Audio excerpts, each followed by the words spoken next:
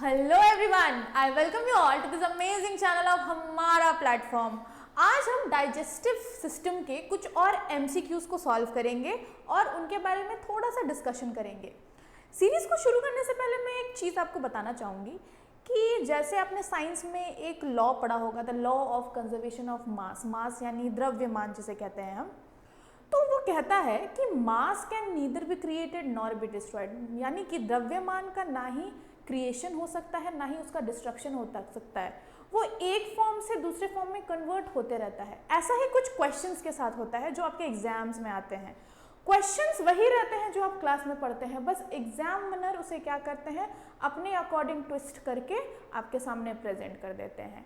तो बस आपका ये होना चाहिए कि क्वेश्चंस को हम अच्छे से समझें और देन सॉल्व करें। क्वेश्चंस ऐसा नहीं है कि कुछ नया बन के आ जाएगा, वही क्वेश्चंस है जो आप पढ़ रहे हो और वही ट्विस्ट एंड टर्न होके आपके सामने एग्जाम में प्रेजेंट हो जाएंगे। तो चलिए हम शुरू करते हैं आज का क्वेश्चन सीरीज। तो हमारा पहला क्वेश्चन है, what is the pH of saliva? लार का पीएच क्या होता है? तो आपको पता होना चाहिए जो लार का पीएच होता है दैट इज 6.8 टू 7.4।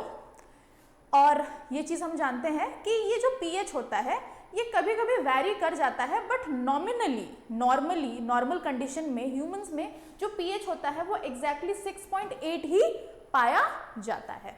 तो चलिए दूसरा सवाल देखते हैं। मेरा अगला सवाल है, Which of the following is not a saliva component? निम्नलिखित में से कौन सा घटक लार में नहीं पाया जाता है? पहला लाइजोजाइम, दूसरा म्यूकस, तीसरा फॉस्फेट एंड आखिरी अमाइलेज। तो आपको पता होना चाहिए ये जो हमारा सलाइवा होता है यानी जो लार होता है, लार में लाइजोजाइम भी प्रेजेंट होता है, म्यूकस भी प्रेजेंट होता है, अमाइलेज भी प्रेजेंट होता है। इन तीनों के कॉम्प्लेक्स प्रेजेंट होते हैं। जो प्रेजेंट नहीं होता है वो होता है हमारा फॉस्फेट। ठीक है, आगे देखते हैं।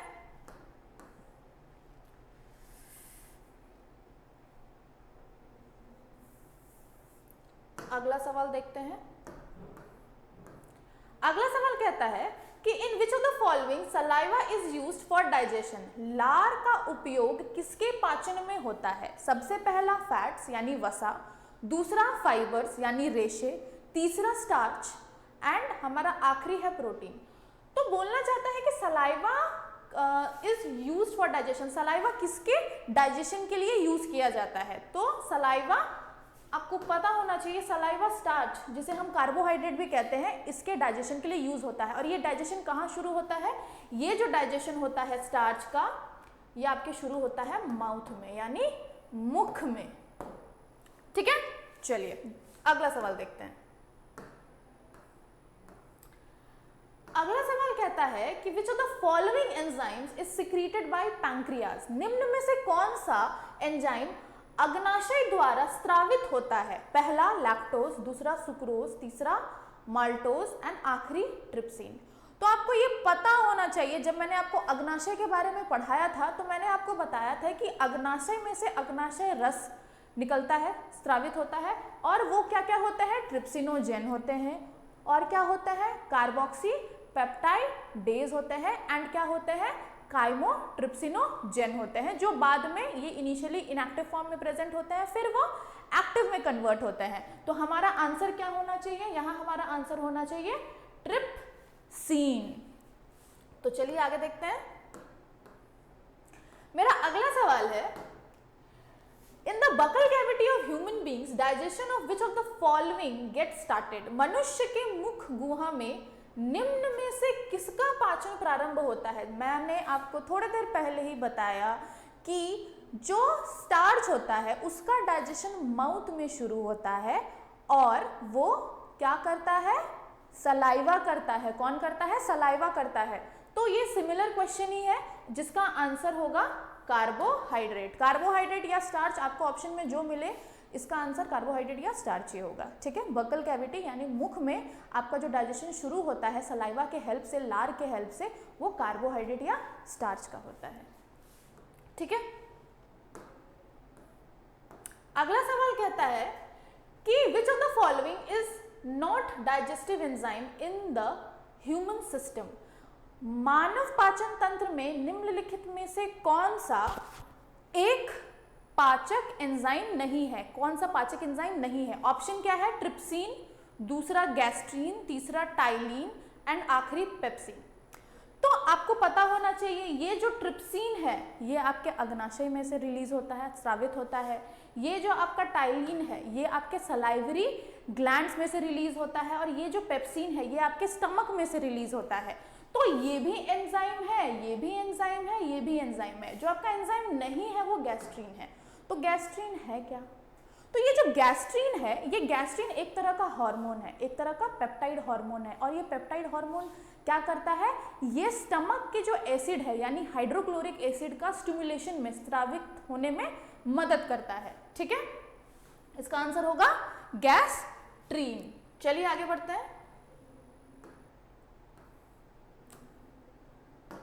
मेरा अगला सवाल कहता है कि which of the following is necessary for digestion of food. भोजन के पाचन के लिए निम्नलिखित में से कौन सा आवश्यक है? पहला एयर यानी वायु, दूसरा वाटर यानी पानी, तीसरा एंजाइम एंड चौथा मिनरल। आप सबको ये पता होना चाहिए कि एंजाइम सबसे ज्यादा जरूरी है आपके भोजन के पाचन के लिए, क्योंकि अगर एंजाइम नहीं होगा तो पाचन प्रक्रिया नहीं हो पाएगी। ठीक है, चलिए अगला सवाल देखते हैं। अगला सवाल कहता है which enzyme can catalyse the conversion of glucose to ethanol. निम्नलिखित में से कौन सा एंजाइम ग्लूकोज को इथेनॉल में परिवर्तित करने को प्रेरित करता है? जाइमेज, इन्वर्टेज, माल्टोज, डायस्टेज। तो इसका आंसर होगा जाइमेज। ये जो जाइमेज होता है ये ईस्ट में ऑलरेडी प्रेजेंट होता है, जिसे हम खमीर कहते हैं। खमीर में ये ऑलरेडी प्रेजेंट होता है और ये क्या करता है? ये शुगर का फर्मेंटेशन यानी ग्लूकोज का फर्मेंटेशन कराता है इथेनॉल और कार्बन डाइऑक्साइड में। ये क्या करता है? ग्लूकोज का फर्मेंटेशन कराता है डायरेक्टली इनटू इथेनॉल, और साथ में क्या बनता है? Carbon dioxide. तो आंसर मेरे पास क्या हो जाएगा? जाइमेज। अगला सवाल देखते हैं। मेरे पास अगला सवाल है कि after digestion protein is converted into. पाचन के बाद प्रोटीन किसमें परिवर्तित हो जाता है? सबसे पहला फैट यानी वसा, दूसरा ग्लूकोज, तीसरा अमीनो एसिड यानी अमीनो अम्ल, और आखिरी है सुक्रोज। तो मैंने जब आपको डाइजेस्टिव सिस्टम पढ़ाया था तब मैंने आपको बताया था कि ये जो प्रोटीन होता है, प्रोटीन का कन्वर्जन हो जाता है अमीनो एसिड में यानी अमीनो अम्ल में। तो इसका सही जवाब क्या होगा? अमीनो एसिड यानी अमीनो अम्ल। अगला सवाल देखते हैं। अगला सवाल कहता है कि the maximum nutritive element absorbed by blood from which part of the alimentary canal. आहार नाल के किस भाग से अधिकतम पोषक तत्व को अवशोषित किया जाता है? रक्त द्वारा अवशोषित अधिकतम पोषक तत्व। ओके, लार्ज इंटेस्टाइन, बड़ी आंत, दूसरा मुख माउथ, तीसरा छोटी आंत स्मॉल इंटेस्टाइन, आखिरी पेट। तो आपको पता होना चाहिए कि जो आपका स्मॉल इंटेस्टाइन होता है यानी आपकी छोटी आंत जो होती है, छोटी आंत में ऐसे स्मॉल फिंगर लाइक प्रोजेक्शन जिसे हम विली कहते हैं, इसे क्या कहते हैं हम? Finger like projections present in small intestine called villi. ये जो विली होता है ये आपके खाने का यानी जो आपको खाने में से पोषक तत्व मिले, आपने जो ब्रेक डाउन किया कॉम्प्लेक्स फूड को इनटू सिंपलर फूड में, वो जो पोषक तत्व आपको मिले उस पोषक तत्व का जो एब्सॉर्प्शन है वो एब्जॉर्प्शन कौन करता है? विली करता है। और ये विली कहां प्रेजेंट होता है? ये प्रेजेंट होता है आपके स्मॉल इंटेस्टाइन में। ठीक है, समझ गए? आगे देखते हैं। अगला सवाल कहता है कि enzymes are essential for body because. Enzyme शरीर के लिए आवश्यक है क्योंकि सबसे पहला दे प्रोवाइड एनर्जी, वो ऊर्जा प्रदान करता है। दूसरा दे कंट्रोल नर्वस सिस्टम, वो तंत्र को नियंत्रित करता है। They are structural part of body, ये शरीर का संरचनात्मक हिस्सा है। और सबसे आखिरी ऑप्शन है these are the catalyst of biochemical activity, यह जैव रासायनिक गतिविधि को प्रतिरिक हैं। ठीक है, तो इसका आंसर होना चाहिए ऑप्शन नंबर डी, क्योंकि ये जो एंजाइम होता है, एंजाइम का रोल होता है किसी भी केमिकल रिएक्शन को मॉडिफाई करना, उसमें चेंज लाना, उसके स्पीड में चेंज लाना। क्योंकि कोई भी केमिकल रिएक्शन, कोई भी जो केमिकल रिएक्शन होता है, अगर वो एंजाइम के बिना होता है वो काफ़ी स्लो, बहुत स्लो होता है। तो ये एंजाइम क्या करता है, बायोकैटालिसिस का काम करता है। इसे जो एंजाइम्स होते हैं हम उन्हें बायोकैटलिस्ट भी बोलते हैं। Enzymes are called as biocatalyst, क्योंकि इनका जो काम होता है वो केमिकल रिएक्शंस को इन्हांस करने का, फास्ट करने का, उनके रेट को फास्ट करने का काम है इनका। ठीक है, तो इनका आंसर क्या हो जाएगा, they are the catalyst of biochemical activity. ठीक है, चलिए अगला सवाल देखते हैं। अगला सवाल कहता है कि which of the following is considered as the easily digestible source of protein. निम्नलिखित में से कौन सा प्रोटीन को आसानी से पचाने वाला स्रोत माना जाता है। तो आपको ये पता होना चाहिए कि सबसे आसान स्रोत कौन सा है। तो ऑप्शंस देखते हैं, एग एल्ब्यूमिन, अंडे का एल्ब्यूमिन, सोयाबीन, फिश फ्लैश, मछली का मांस, रेड मीट, लाल मांस। तो जो सबसे easily and highly digestible protein होता है वो सोयाबीन में प्रेजेंट होता है। किस में प्रेजेंट होता है, सोयाबीन में। चलिए अगला सवाल कहता है, विच of the following does not release any enzyme. निम्नलिखित में से कौन सा कोई एंजाइम नहीं छोड़ता है। सबसे पहला है सलाइवरी ग्लैंड, लार ग्रंथियां, दूसरा उसोफेगस यानी ग्रास नली, तीसरा है स्टमक यानी पेट, एंड आखिरी है पैंक्रियाज यानी अग्नाशय। सलाइवरी ग्लैंड तो एंजाइम रिलीज करते ही हैं, आपको पता ही है, थोड़ी देर पहले ही हम पढ़ रहे थे। उसके बाद हमारे पास स्टमक भी एंजाइम रिलीज करता है, वरना प्रोटीन का डाइजेशन कैसे होता।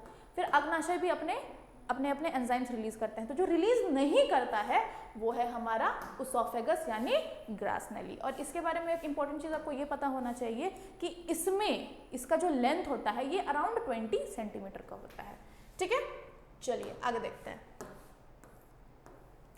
अगला सवाल कहता है कि production of which of the following is a function of liver. निम्नलिखित में से कौन सा एक यकृत का कार्य है। इसमें से प्रोडक्शन, यकृत इनमें से किनका प्रोडक्शन करता है। तो पहला ऑप्शन है लिपेज, दूसरा यूरिया, तीसरा म्यूकस, एंड आखिरी है हाइड्रोक्लोरिक एसिड। तो ये तो नहीं होगा, लिपेज तो हो ही नहीं सकता, म्यूकस तो होगा नहीं, HCl तो होगा नहीं, बचा मेरे पास कौन, यूरिया। तो आपके बॉडी में जो अमोनिया बनता है, अमोनिया को यूरिया में कन्वर्ट करने का काम करता है लिवर। आपके लिवर में एक तरह की साइकिल, एक तरह की प्रोसेस चलती है जिसे हम कहते हैं ऑर्निथीन साइकिल। क्या कहते हैं, ऑर्निथीन साइकिल। और इस ऑर्निथीन साइकिल में क्या होता है कि ये जो अमोनिया होता है, ये अमोनिया कन्वर्ट हो जाता है यूरिया में, जो आपके बॉडी का एक नाइट्रोजनस वेस्ट होता है, जो बाद में किडनी उसको फिल्टर आउट कर देता है। तो इसका सही उत्तर क्या होगा, यूरिया। ठीक है, चलिए आगे देखते हैं। अगला सवाल है कि the complete digestion of carbohydrate, protein and fat occurs in. Carbohydrate, protein और वसा का पूर्ण पाचन किसमें होता है। किसमें होता है पूर्ण पाचन, देखते हैं। सबसे पहला है मेरे पास स्टमक यानी पेट, दूसरा लिवर यानी यकृत, उसके बाद है मेरा स्मॉल इंटेस्टाइन यानी छोटी आंत, और आखिरी है मेरे पास लार्ज इंटेस्टाइन यानी बड़ी आंत। तो ये भी जितना पाचन की प्रक्रिया होती है पाचन की, ये हमारे छोटी आंत में खत्म हो जाती है। छोटी आंत में जितनी भी पाचन प्रक्रिया है वो खत्म हो जाती है, क्योंकि उसके बाद हमारे स्मॉल इंटेस्टाइन में ही, हमारी छोटी आंत में ही हमारा एब्जॉर्प्शन का जो रोल होता है, फंक्शन होता है, वो शुरू हो जाता है। तो हमारा जो complete digestion of carbohydrate, protein and fat कहाँ खत्म हो जाता है, मेरे स्मॉल इंटेस्टाइन में, यानी मेरे छोटे आंत में।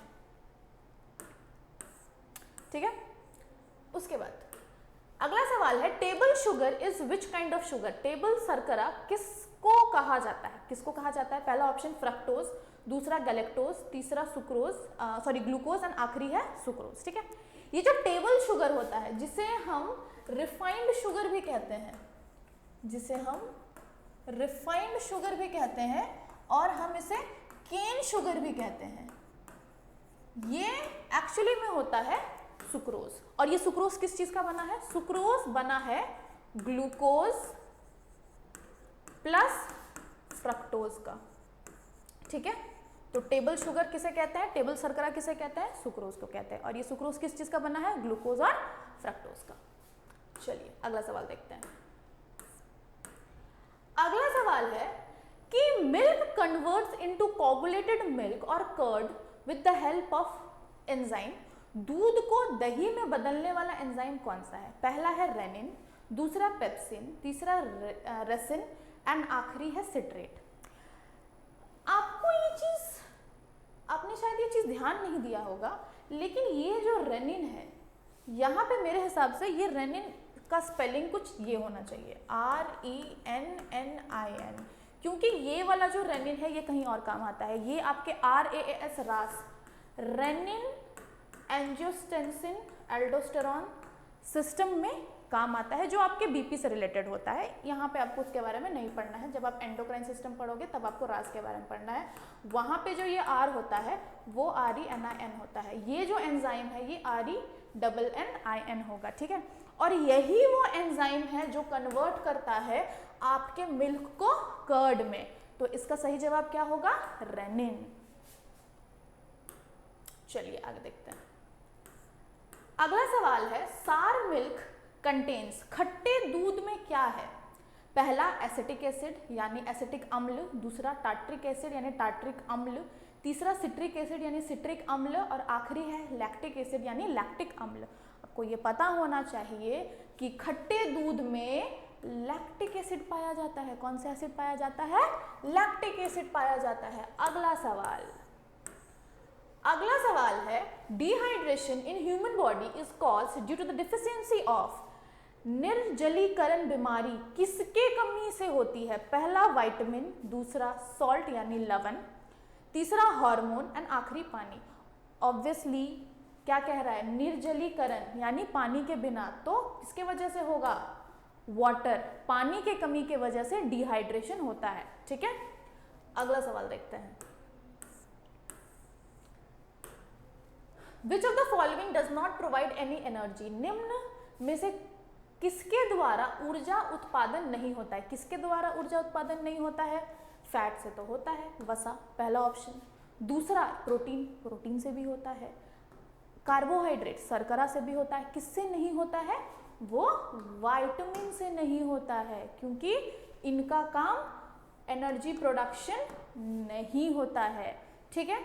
तो आज हमारे पास 20 सवाल थे आपके लिए, तो हमने ये 20 सवाल कर लिए, और ऐसे ही हमारे साथ क्वेश्चंस करते रहिए और अपनी सीजीएल की तैयारी अच्छे से करते रहिए। चलिए, thank you so much, all the best.